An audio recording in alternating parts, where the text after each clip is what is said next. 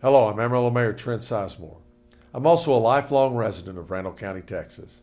I'm excited to be a part of a project that I believe is worthy of all our support. In 1909, the Randall County Courthouse was first constructed.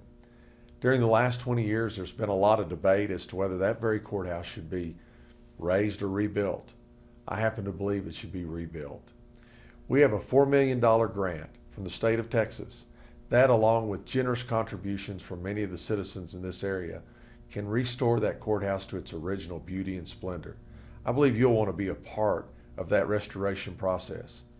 I will personally. Watch this video.